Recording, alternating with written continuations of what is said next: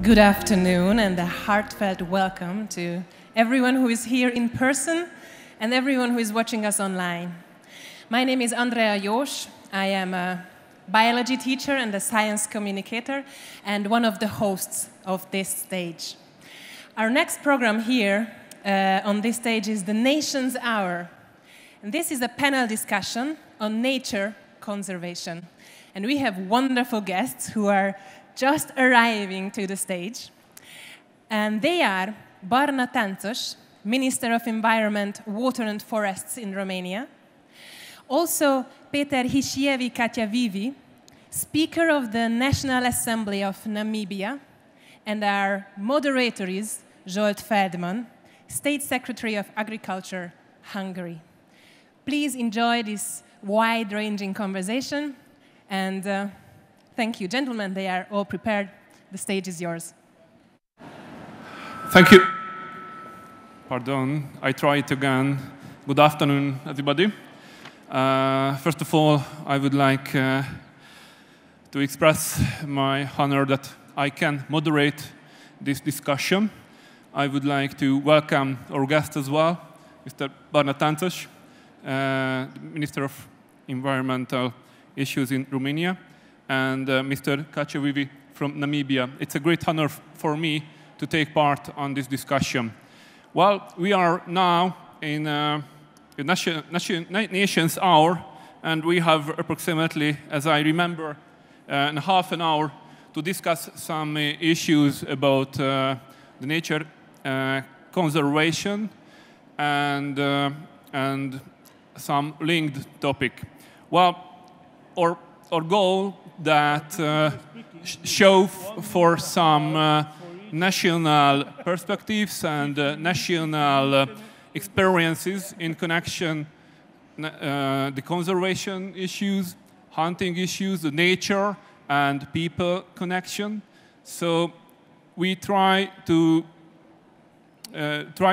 speak about this topic. Well, first of all, my personal view is that in the last decades, the relationship, the citizens, the people, and nature has changed, dramatically changed. Most of people maybe lose their direct connection with the nature. That means that the react of the different phenomenon comes from the nature conservation, comes from the hunting issue, comes from all aspects when humans are doing something in the nature is just the experiences of these people just based on from the news of the media. And maybe that's one of the main difficulties for sectors which are working with the nature, with the forest, with the wildlife, and agriculture as well. Just talking from my special area.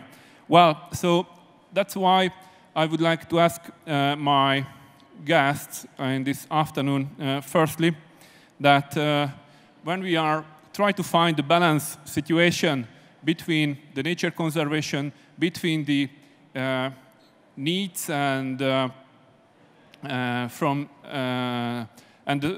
different requirements from the society, how we can balance between this work and how we can manage this the game management issues, the forest management, how we can manage this kind of activities in the nature with the requirements of the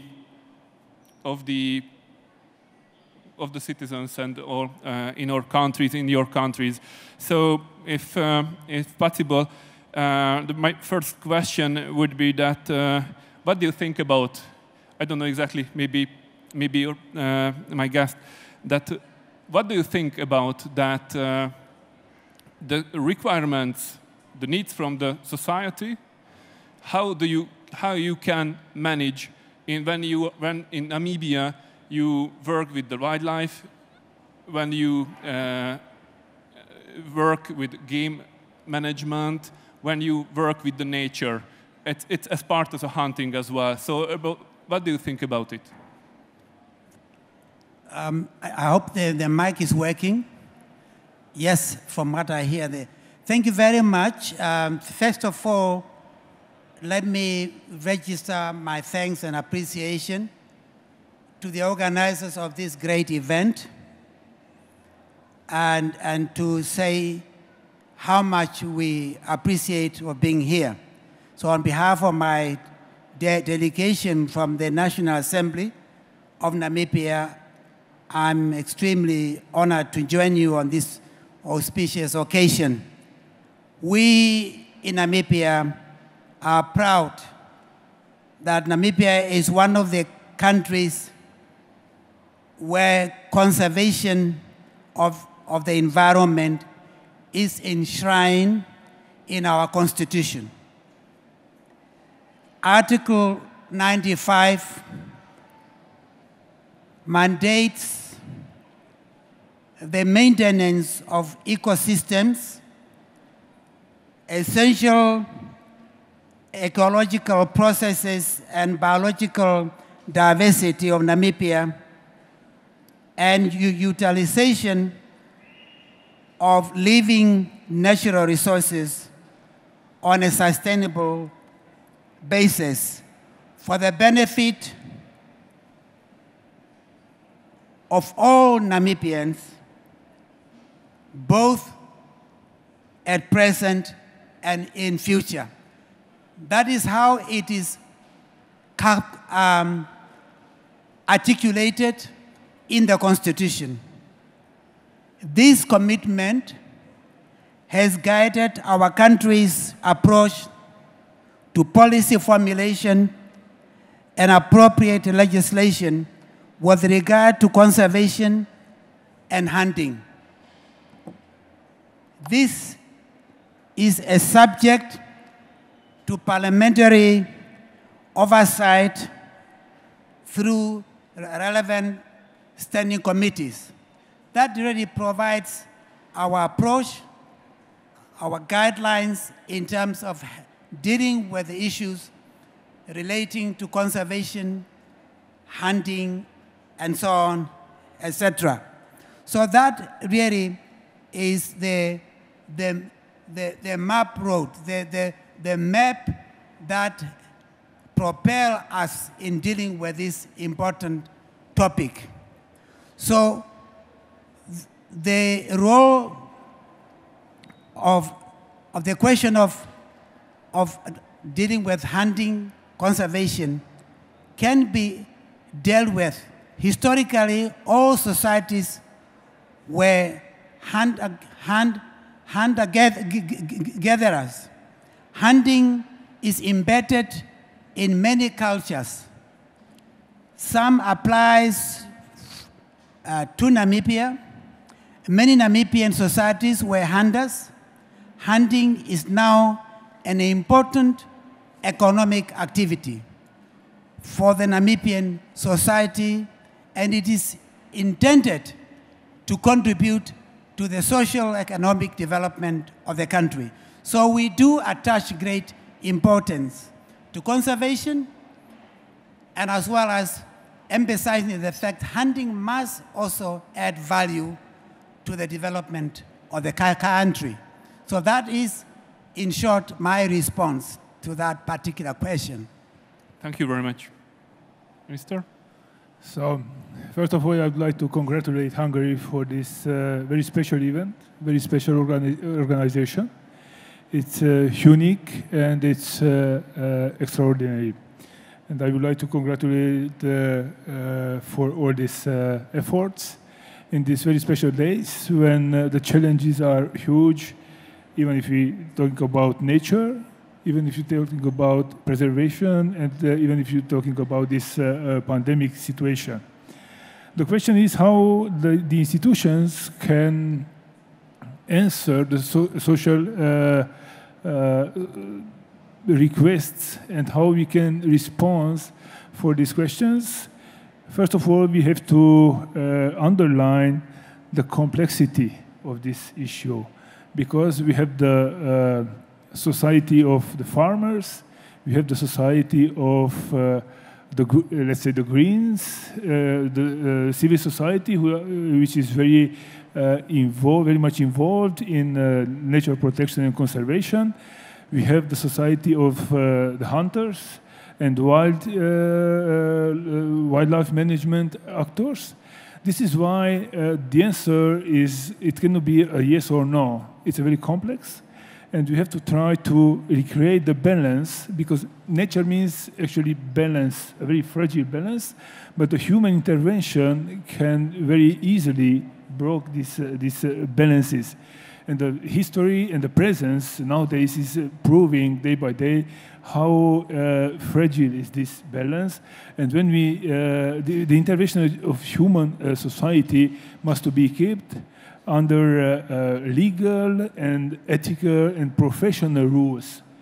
If we talking about hunting and talking about wildlife management and game management, we have to agree, all of us, that the legal, ethical, and the professional rules are very, very important, and we have to keep this framework always as a priority. Thanks. Maybe we can talk about more about hunting issue. Well, because you mentioned. All of you mentioned some details in connection to hunting, but it would be great if and you mentioned the economical aspect of hunting in your country, for example. So it's a question for me that if you could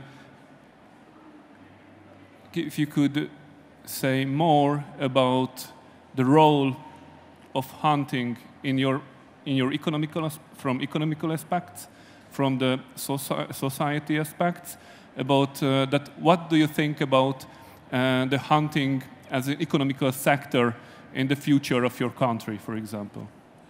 Yes. I was going to pick up from where I left it. When we talk about the role of hunting in linking that with the question of conservation. Yes, nature conservation is all about managing wildlife and natural resources in the manner that they continue to provide some ecosystem services to the people now and in the future. Talking about conserving, meaning that you want to make sure that whatever you do must be done on sustainable basis. Main cornerstones of conducive and enabling legislative and regulatory framework that is aimed at conservation and ensuring economic benefits from the conservation efforts. In other words, we need to have a broad-based approach to ensure that our efforts are benefiting local people, community, in other words, local participation of citizens in the conservation programs and activities, and make sure that we are able to protect given area for the benefit of the community. And that would also involve linking private sector participation, community-based conservation, and that will bring in hunting efforts as well. So we have to find some linkages, connectivity, working together for the good of the country, so there is on the basis of win-win outcome. Thanks. Minister? It's a very tough question, because the economic revenues are putting on a huge effort in public communication on the hunting associations. At the same time, you have to agree that the incomes of the hunting associations are so important. They have to finance all this activity which is directly linked to conservation, to habitat protection, to all these activities which are done by these associations as a service for the society. But if we are putting all, put all the economic issue in the center of discussion, we have part of a lot of attacks from the society. This is why the economic revenues are so debated. In the same time, if the hunting associations cannot deliver a proper service for the society, the pressure on the ministries and on the authorities will be huge because of the compensation if they cannot manage the disasters or the attacks of the wild animals in the farms, in agriculture fields. This is why we have to create against this kind of balance between economy. We will have less and less countries like Hungary, where the hunting tourism or hunting activities generates a lot of incomes for the local economy, for local companies. It's not a case in Romania, unfortunately, let's say, because in the last 10, 20 years, this kind of activity was not developed, was not supported by the authorities, and we are facing with a lack of incomes in a lot of regions, lack of incomes in the hunting associations. Thanks. You were talking about, from the economical aspects, from the aspect of locality, from the income for the local people, economical background from the local villages and so on. From this aspect, from the locality aspect, it's a question for me and in some parts of the world, the coexistence of the wildlife and the human life. Sometimes it's a very serious question that how we can manage it, and so that's why I would like to ask that what is the situation now concretely in your countries when we are talking about the coexistence of wildlife and the human life? Thank you very much. This is a particular topic that enjoys our attention in Namibia. When you look back to history, there were a time when sometimes human beings regarded themselves as kings of the environment, not answerable to anybody. But I think we have come around to accept the fact that people are mandated by the constitution of the country to manage natural resources for their benefit and also for the benefit of future generations. When you accept that, you actually come to terms with the fact that we have the responsibility to ensure sustainable utilization of our resources. And therefore, the challenge that we face is a question of coming to terms with human and wildlife conflicts. In our country, we basically talk about the need to strive for healthy populations of dangerous wildlife such as elephant, lions,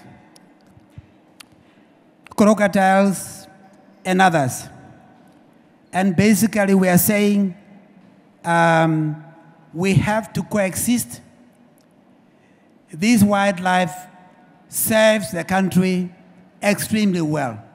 You cannot talk about tourism without emphasizing the need to have healthy wildlife that people can actually go and visit and enjoy, take them on the drive in our various parks, and make sure that they are there for the benefit of the country. And therefore, the existing conflict that exists between human and wildlife have to be managed properly. We have to have laws that are able to guide society to make sure that we preserve our wildlife for the good of the country.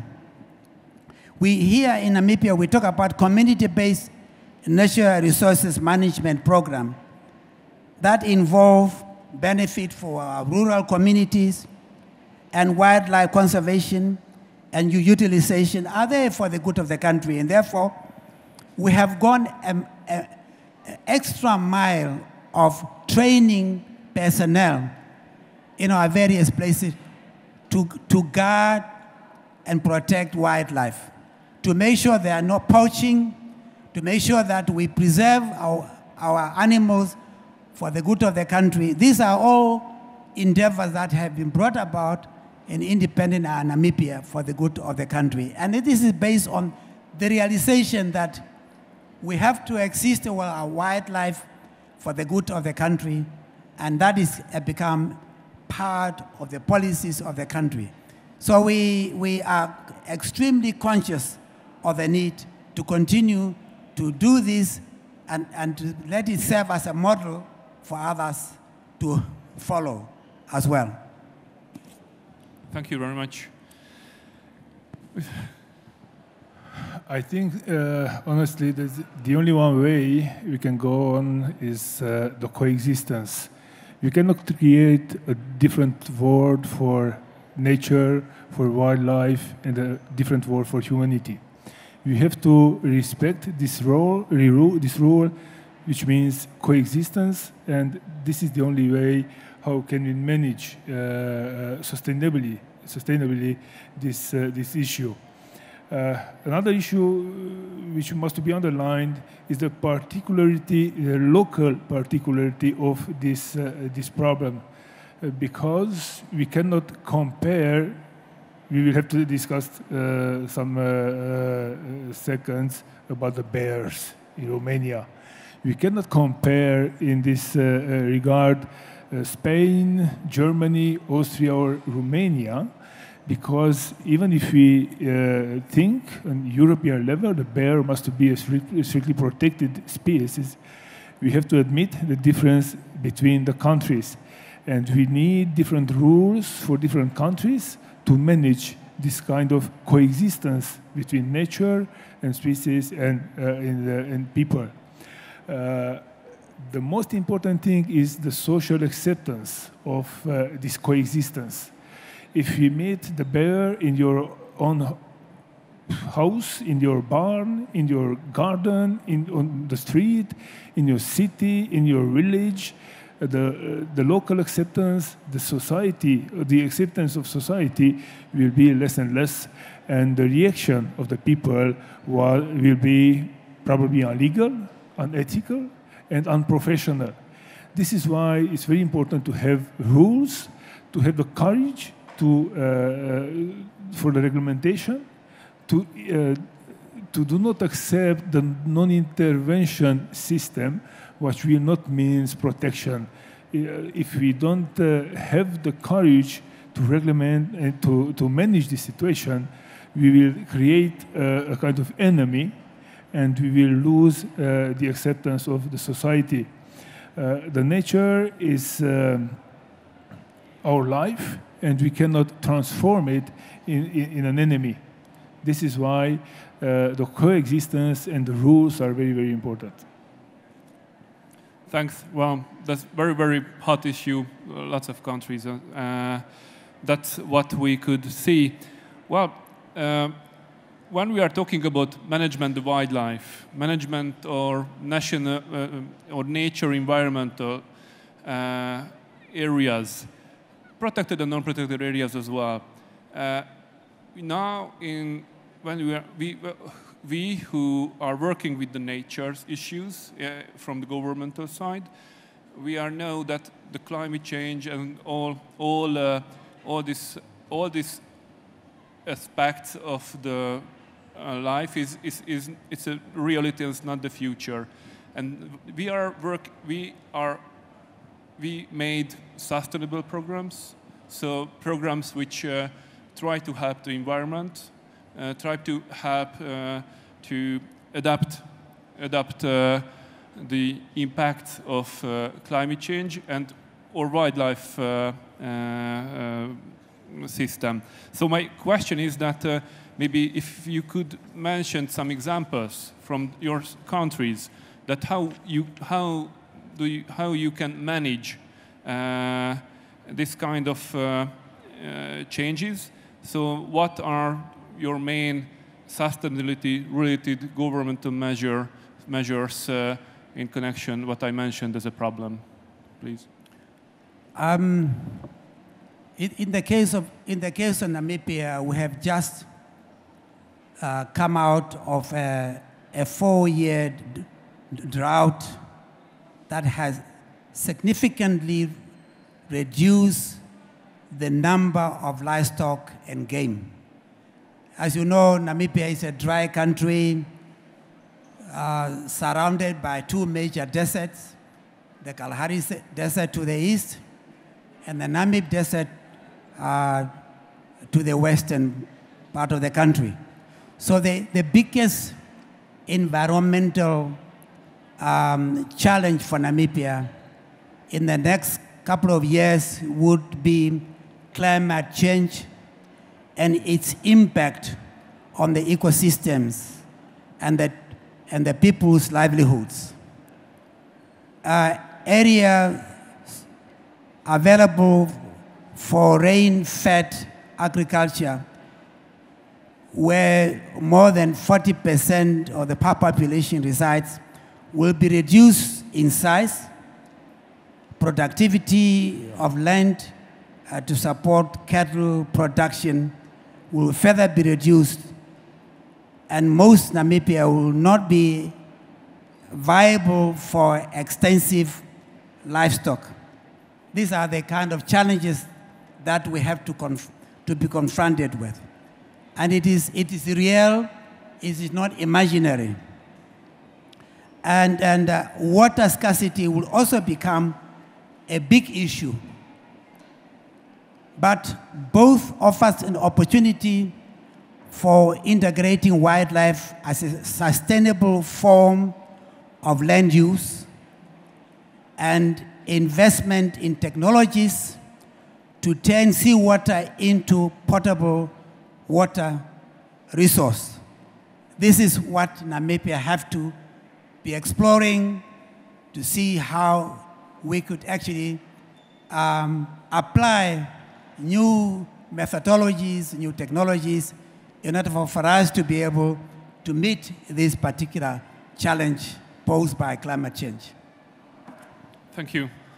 The climate changes will impact not only the human activity and the areas where the human society is living, but will impact the nature, the habitats, the wildlife in the same way. And this is why the biggest challenge is how we can protect these areas, these lands. Romania is fully committed to the European targets to increase the protected lands percentage in the country. We have to have minimum 30% of the lands which will be protected, and minimum 10% of our land and sea areas must be strictly protected. This is how we can make steps in this regard. In the same way, we have to increase the forest surfaces in our country. we will have more than 700 million euros for the next 5 years to increase the forest surfaces in Romania, to help the carbon restriction process. And especially we have to implement these new technologies to reduce CO2 emission and to protect not only our cities and villages, but to protect the whole nature, the whole wildlife. Thank you very much for your answers. Well, as I see, the time is maybe ended, but maybe a short question at the end of our conversation, that if you try to say in shortly that what is your main message when we are talking for the next generations and for people in cities who are say from their aspect a little bit strange about these hunting issues, about the or approach the nature conversation. What is your main message, if you could, in a short way, answer on this? I think my answer actually, to a certain extent, has something to do with my own experience, my own orientation. And it is something to do with very important to say that it is important for us to understand the fact that when we are talking about hunting, sometimes it's totally misunderstood. People don't see it, that it has a link to tourism. The promotion of tourism and hunting, these are two things that do go hand in hand. And it is very important that we appreciate that and make sure that it is understood in that context. And one should not see hunting as a sort of an isolated activity. It is something that does add overall to the policy of promoting tourism in the country, the exposure, and making sure that we approach hunting in the same way we approach the promotion of tourism, because all that add value to the development of our respective countries. Thank you. Thanks. And the biggest question is, if in the next decades the human intervention in nature could be scientific based, if it will be possible to be professional and to create or maintain the balance. The question is if we will have the courage to keep the human intervention in the right way, legally and professionally, and if we have the courage to say no if somebody asks from us more than is necessary, and if we will have the courage to say yes if we are convinced that that intervention is good and it is necessary. This will be the fight, let's say, between the different opinions. This will generate a lot of debate in the next decades, but the success is guaranteed only if we will be calm every time and we can bring the science, we can be the professional instruments to help the intervention in the nature. Honestly, I cannot believe that a non-intervention will be the solution for all of our questions. And this is why I'm here in this exhibition. This is why I think even hunting based on professional, ethical, and legal framework could be a solution for to create and to maintain the balance in the nature. Thank you very much for your answers. to summarize in some short words, maybe we can say after this discussion that we who work with natural systems, in forestry, in wildlife, in agriculture as well, are able to maintain the balance between the natural and economical and social aspects. We think and we can do that we can make a sustainable utilization of our natural resources. We are responsible for these resources. We are aware that how important it is for our future. And my partners, maybe the message of this panel discussion, that this kind of balanced situation can be achieved by our common work and more communication and more discussion with other parts of society. And I think that would be this discussion's main message for you. So at the end, I would like to thank to your participation in our discussion. My partners will be, I think, great, and thank your answers, honest answers on the questions, and hope that you will enjoy the participation in our exhibition in Budapest. Thank you very much for your kind attention. Thank you.